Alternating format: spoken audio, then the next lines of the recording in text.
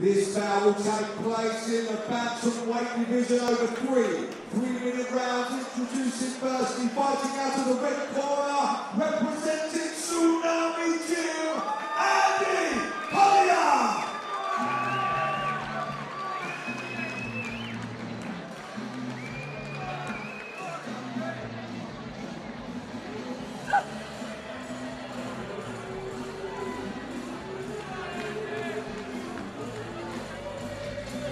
There must be some kind of way out of here. Say they're jumping to the lead. There's too much confusion. I can't get no relief. Businessman there, drink my wine. Come and take my earth. None will ever on the mind. Nobody other this world.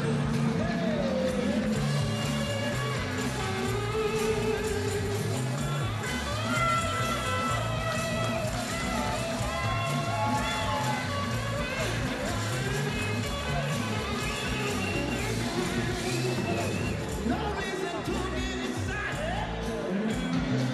The feeling can't go. There are many here among us who feel that life is but a joke. But you would not have been through that.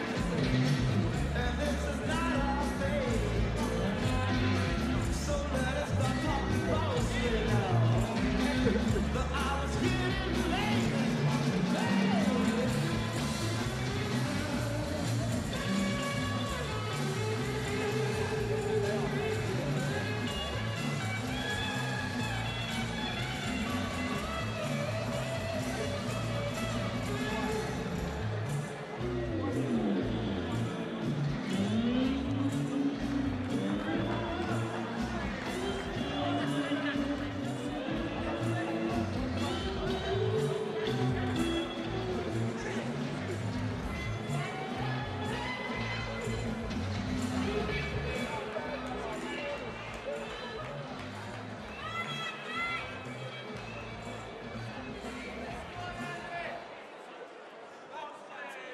And his opponent fighting out of the blue corner, representing Combat Company, Lona Kavanagh.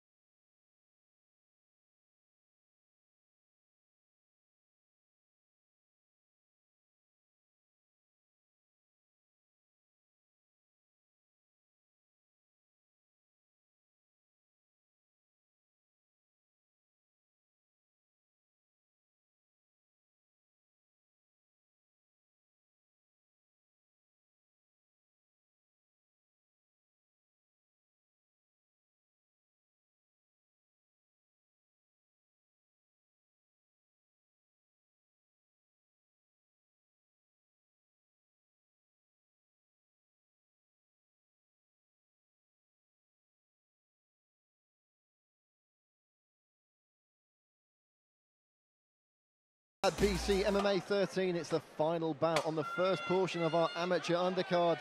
Andrew Collier representing Tsunami Gym. He's wearing the black with red trim, and he takes on Lona Kavanagh in the black with orange trim. And it's Collier taking the initiative first here, Josh. Yeah, looking to push his man up against the cage, connect for that double leg. Got to be wary of the switch here. Unsurprising to see this wrestling style from him coming from Tsunami Gym. But sprawled out well by Kavanagh. And a nice left hook just to keep his man honest. Well, Kavanagh's motioning like we're going to see some fast and furious punches here. Great accuracy, just darting with that right hand. And a few stalwarts of the UK MMA scene in each corner here.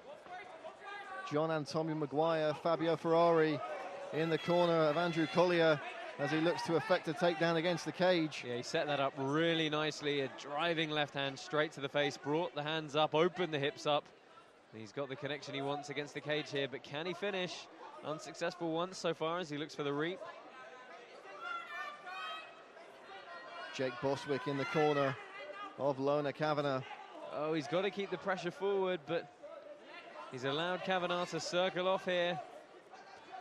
Got to And protect for that the neck. guillotine. Kavanagh looking for the standing guillotine. That's right under the throat. And a nice tight combination. This is some fantastic striking from this young man. You can see already just how tight, how powerful those punches are. If he can be dynamic with his movement as well. Also training out of Team Titan. There's a few noted strikers coming out of that gym. One of them in his corner, Jake Bostwick, clipped his man there on the way in for the takedown. Oh, what a sprawl. Flattened Collier out. Looking to go to work from this side wedge position. And at the moment, this strike and sprawl scenario for Lona Kavanagh is certainly paying dividends. Collier able to get back to his feet, put his back on the cage, giving himself a little bit of time to reassess the situation here. Well, Kavanagh looking for the double now. Huge pickup. Well, I was expecting Kavanagh to perhaps walk his man back towards his own corner, but content to just dump him there, Yeah, it just seems up against the cage. Going to watch his own neck now, does Kavanagh? It just seems to generate a huge amount of explosive power in everything he's doing. Every movement, every strike. We just saw the huge double leg there. Crisp shots here on the ground. And Collier fully on the defensive now as he looks to upkick from the open guard. Capitulating and turning away though, and Kavanagh swarming here against the cage, looking to set up a big fight-ending shot perhaps. you can already see the confidence, just saying, you know what, I'm not going to flurry, I'm going to pick my shots, I'm going to back away. He thinks he can do this all day, and Collier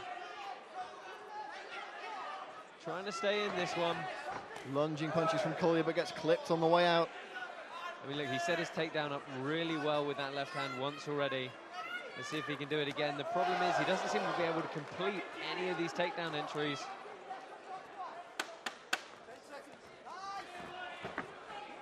Oh, spinning kick to the body from Lona Kavanagh, and another one. That's dropped his man and it's over. Unbelievable. Two huge spinning back kicks to the body. What impressive striking from Lona Kavanagh. And just not to take the sheen off this, but the Tsunami Gym corner are remonstrating with officials here. They timed the round and said it went well over 3 minutes. Not entirely sure if that's accurate or not. We don't have a fight clock here at cage side, but a lot of anger being expressed there by the Tsunami team. Be that as it may, let's just talk about that finish for a moment, because he did all the work with the hands. He hadn't really thrown a single kick whatsoever. He'd got the hands coming up to defend the face, opened up with that one spinning back kick to the body. I think partially because he'd done the work of exposing that midsection, but also, of course, because he knew he only had 10 seconds left in the round, and that second one. Absolutely, let's take nothing away from Lona Kavanagh. A tremendous display of skill and technique. Just 16 years old, 0-2 as an amateur mixed martial artist, picked up his first win here and did so emphatically. Yeah, it's going to be very interesting to see what damage was caused there. It wouldn't surprise me if there was perhaps some rib damage. That firmly was that stomping heel straight into the midsection. It's one of those occasions I really wish we had a replay available. Really did sound like a cricket bat impacting into the stomach of Andrew Collier, who is still down at this stage. Our medical team taking a good look now at Andrew Collier. You could just tell from early on the way that Kavanagh was moving. You could see that the strikes were going to come from these odd angles, but they were going to be set up with a huge amount of power, and I really liked how tight he kept his combinations. Maybe the first shot was a wild uppercut right hand from an outside angle, but the rotation on his subsequent shots was really nice, really tight. And I think particularly you've got to also say his wrestling defense was fantastic. Incredibly sharp, fast sprawl. And the Tsunami team, not that we want to dwell on the situation too much, Josh, but it has to be talked about. The Tsunami team still remonstrating with officials here, and it'll be interesting to see what the outcome is. I mean, as it stands in the cage, it's a TKO victory. for Lona Kavanagh, but if the Tsunami team are correct and indeed the time had run over, then perhaps this will end up being a no contest. We'll have to wait for the official decision from our BC MMA officials here. And while we do, we'd just like to remind you again to check out our cage side sponsors making BC MMA happen here tonight in Colchester. Of course, don't forget to check out bigcars.co.uk, online at www.big-cars.co.uk. You can find them on Facebook as well for all your motoring needs.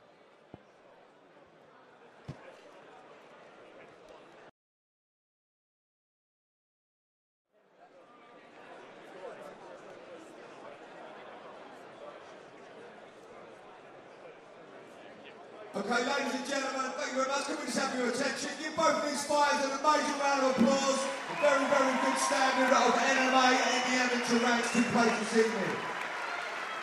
However, through no fault of their own and their own competitive spirits, there has been an administrational disaster has taken place with regards to the timekeeping, and that the silent blow had taken place beyond the agreed time limit of 3 minutes on this very rare occasion, declaring this bout a no contest. I think we could all agree we'd very, very much like to see these guys do that again, because that was a very, very entertaining bout, guys. Really expressive, really good.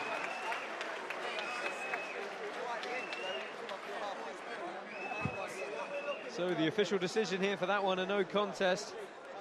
It's a shame. We've got to give credit to Lona Kavanagh. He can only fight to the time he is given, and occasionally these mishaps do happen, so we apologise to him and his team for that occurrence here, but this bout will be ruled a no contest this evening, and that ends the first part of our undercard. The second one will roll around very quickly indeed. 7 more amateur fights for you before we move on at roughly 9 p.m. to 8 excellent